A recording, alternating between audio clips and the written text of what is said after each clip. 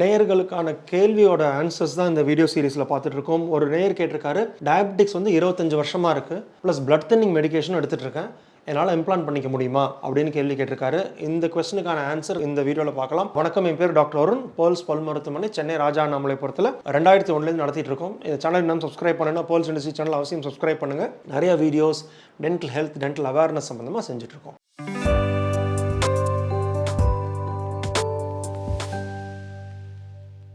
இப்போ பார்த்தீங்கன்னா குறிப்பாக நம்ம என்ன கவனிக்கணும்னா, டென்டல் இம்ப்ளான்ட் பண்ணுறதுக்கு வந்து ஃபஸ்ட்டு மெடிக்கல் ஹெல்த் ரொம்ப இம்பார்ட்டன்ட். மெடிக்கல் ஹெல்த்துக்கு முன்னாடி வாயில் இருக்கிற ஹோரல் ஹெல்த் ரொம்ப இம்பார்ட்டன்ட். அப்படின்னா என்ன, அவங்க பேஷண்ட் வாயில் வந்து பெருசாக இன்ஃபெக்ஷன் எதுவும் இல்லாமல் இருக்கா, கம் டிசீஸ் இல்லாமல் இருக்கா. கம் டிசீஸ் வந்து அந்த கம் டிசீஸை சரி பண்ணணும். That is number 1.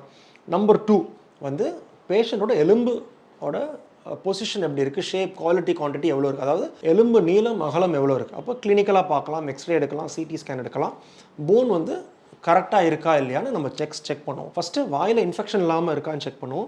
ரெண்டாவது எலும்போட தன்மை, அதாவது எலும்பு எவ்வளோ குவான்டிட்டி இருக்குது, குவாலிட்டி இருக்குன்னு செக் பண்ணி சிடி ஸ்கேன் எடுத்து இம்ப்ளான்ட் பண்ண முடியுமான்னு பிளான் பண்ணுவோம். இது 2 தான் ஃபஸ்ட்டு இம்பார்ட்டன்ட் டிக். இது நெக்ஸ்ட் வந்து அவர் கேட்ட மெடிக்கல் கண்டிஷன் இல்லையா, 25 வருஷமாக சுகர் இருக்குது, இம்ப்ளான்ட் பண்ணிக்கலாமா கேட்குறாரு. அப்படின்னா என்ன அர்த்தம்? ஸோ 25 வருஷமாக சுகர் இருக்கும்போது கவனிக்க வேண்டியது என்னன்னா, அவங்களோட சுகர் கண்ட்ரோல் வந்து ஒரு பீரியட் ஆஃப் டைம் எவ்வளோ இருக்குது. சுகர் கண்ட்ரோல் நல்லா இருக்குது அப்படின்னா அந்த 3 month ஆவரேஜ் HbA1cன்னு சொல்லுவோம், கிளைகோசிலேட்டட் ஹீமோகுளோபின் சொல்லுவோம். இந்த 3 month ஆவரேஜ் வந்து நல்ல கண்ட்ரோலில் இருக்குது அப்படின்னா ஒரு 7.5க்கு கீழே இருக்குது, ஆர் 8க்கு கீழே இருக்குது அப்படின்னா தாராளமாக இம்ப்ளான்ட் பண்ணலாம். ஏன்னா அவங்களோட லாங் டேர்ம் கண்ட்ரோல் நல்லா இருக்குன்னு அர்த்தம். இம்ப்ளான்ட் பண்ணுறதுல ப்ராப்ளம் எதுவும் இல்லை. அப்படின்னா என்ன, அவங்க லாங் டேர்ம் ஹெல்த் இம்ப்ளான்ட் போட்டு அது ஃபங்க்ஷன் ஆகும்போதும் சுகர் லெவல் நார்மலாக மெயின்டைன் பண்ணுறதுக்கான வாய்ப்பு இருக்குது. ரெண்டாவது என்ன கவனிக்க வேண்டியதுன்னா, ஷார்ட் டேர்ம் கண்ட்ரோல். அப்படின்னா என்ன, அவங்க சாப்பிட்ட பிறகு எடுக்கிற பிளட் சுகர் வேல்யூ யூஸ்வலாக வந்து 160க்கு 140 கீழே இருந்தால் நல்லது. ஆனால் சில பேருக்கு 200 250 போகும். ஸோ அது மாதிரி 200 250 220 அதுக்கு மேலே போகும்போது ஒரு சர்ஜரி பண்ணும்போது இன்ஃபெக்ஷன் ஆகிறதுக்கான வாய்ப்பு இருக்குது, அந்த பண்ண இடம் ஹீல் ஆகாமல் ஆகிறதுக்கான வாய்ப்பு இருக்குது. அப்போ அந்த மாதிரி இருக்கும்போது பண்ண மாட்டோம் சர்ஜரி. ஸோ டிப்பிக்கலாக ஷார்ட் டேர்ம் கண்ட்ரோல் வந்து surgical control, long term control வந்து long term health of the implant. So short term கண்ட்ரோலும் நல்லா இருக்குது, லாங் டேர்ம் கண்ட்ரோலும் நல்லா இருக்குது, ப்ளஸ் பேஷண்ட்டுக்கு போன் நல்லா இருக்குது. அப்படிங்கும்போது ப்ராப்ளம் எதுவும் இல்லை. போன் என்ன, எலும்பு ப்ளஸ் எலும்பு சுற்றி இருக்கிற சதையும் நல்லா இருக்கும்போது and long term control of blood sugar வந்து சேஃபாக இருக்கும்போது தாராளமாக டென்டல் இம்ப்ளான்ட் பண்ணிக்கலாம். நிறைய பேர் சுகர் பேஷண்ட் தான், எல்லாருமே பிளட் சுகர் டேப்லெட் சாப்பிட்றாங்க, சேஃபாக இம்ப்ளான்ட் பண்ணிக்கலாம், ப்ராப்ளம் கிடையாது. எப்போ ப்ராப்ளம் ஆகும், சுகர் கண்ட்ரோலே இல்லாமல் இருக்கும், 300 350 எப்போதுமே இருக்குது, ப்ளஸ் அவங்களுக்கு எலும்பும் இல்லை, ப்ளஸ் கிராஃப்ட்டும் பண்ணுறோம்,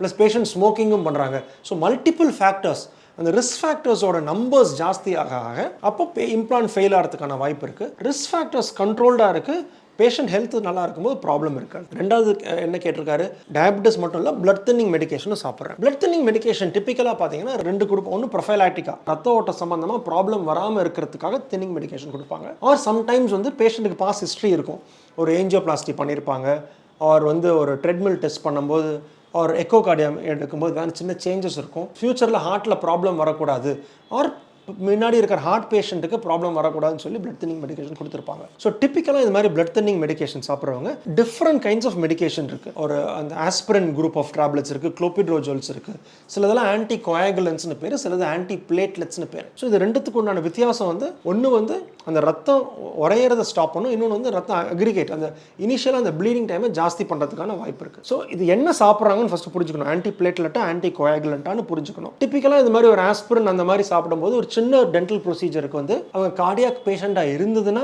கார்டியாலஜிஸ்ட் ஒப்பீனியன் வாங்கிட்டு இந்த பிளட் தின்னிங் மெடிக்கேஷனை ஸ்டாப் கூட பண்ண வேண்டாம், ஸ்டாப் பண்ணாமே பண்ணலாம். பட் எப்போ வாயில் இன்ஃபெக்ஷன் நிறையா இருக்கோ, ப்ளீடிங் அதிகமாக இருக்குன்னு நம்ம ஆன்டிசிபேட் பண்ணும்போது, ஈரில் வீக்கம் நிறையா இருக்கும்போது யூஸ்வலாக என்ன பண்ணுவோன்னா, அவங்க கார்டியாலஜிஸ்ட் ஒப்பீனியன் வாங்கிட்டு அவங்க பிளட் தின்னிங் மெடிக்கேஷன் ஸ்டாப் பண்ணலாமா கேட்டுட்டு தான் அதுக்கப்புறம் தான் பண்ணுவோம். ஆனால் பேஷண்ட் ஆன்டி கோயாகுலண்ட்டில் இருக்காங்க அப்படின்னா யூஸ்வலாக டிப்பிக்கலாக பேஷண்ட்டுக்கு பிளட் டெஸ்ட் எடுத்துட்டு அவங்களோட ஐஎன்ஆர் வேல்யூ பார்ப்போம், அவங்களோட பார்ஷியல் த்ரோம்போபிளாஸ்டின் டைம் அண்ட் ப்ரோத்ராம்பின் டைம், இந்த வேல்யூஸ்லாம் செக் பண்ணிட்டு, சில ஆன்டிகோகுலண்ட் வந்து லாங் டேர்ம் ஆன்டிகோகுலண்ட், சிலது வந்து ஷார்ட் டேர்ம். டாக்டர் சொன்னாங்க என்னால் ஆன்டிகோகுலண்ட் ஸ்டாப் பண்ண முடியாது அப்படின்னு சொல்லியிருக்காருன்னா என்ன பண்ணுவோம்னா, ஷார்ட் ஆக்டிங் ஆன்டிகோகுலண்ட்டை சப்ளிமெண்ட் பண்ணி ட்ரீட்மெண்ட் அன்னைக்கு ப்ரொசீஜர் முடிச்சதுக்கப்புறம் திருப்பி அவங்களோட ஒரிஜினல் மெடிக்கேஷனை கன்டினியூ பண்ணுவாங்க. ஸோ இது வந்து மெடிக்கேஷன் சாப்பிட்றது ப்ராப்ளம் கிடையாது. மெடிக்கேஷன் சாப்பிடும்போது மல்டிபிள் மெத்தட்ஸ் இருக்குது. உங்கள் பிளட் கிளாட்டிங்கையும் செக்யூர் பண்ணி உங்கள் ஹெல்த்தையும் வந்து செக்யூர் பண்ணுறதுக்கான மல்டிபிள் மெக்கானிசம் இருக்குது. அதை நம்ம பண்ணும்போது நீங்கள் பிளட் தின்னிங் மெடிக்கேஷன் பண்ணாலும் டயபெட்டிஸ் இருந்தாலும் தாராளமாக இம்ப்ளான்ட் பண்ணிக்கலாம். முக்கியமாக நீங்கள் ஒரு ஹார்ட் பேஷண்ட்டாக இருந்ததுன்னா கார்டியாக் ஒப்பீனியன், ப்ளஸ் சுகர் பேஷண்ட்டாக இருந்ததுன்னா அவங்களோட sugar report, long term control sugar report மட்டும் பார்த்துட்டு செக் பண்ணுறது ரொம்ப ரொம்ப அவசியம். உங்களோட கொஸ்டினுக்கு ஆன்சர் கிடச்சிருச்சுன்னு நினைக்கிறேன். வேறு ஏதாவது கொஸ்டின்ஸ் இருந்தால் கமெண்ட் செக்ஷனில் கமெண்ட் பண்ணுங்கள், வீடியோவை லைக் பண்ணுங்கள், சேனலை சப்ஸ்கிரைப் பண்ணுங்கள். அடுத்த வீடியோவில் சந்திக்கிற வரைக்கும் டாக்டர் அருண், பேர்ல்ஸ் பல் மருத்துவமனையிலேருந்து பேசுகிறேன். நன்றி, வணக்கம் அண்ட் தேங்க்யூங்க.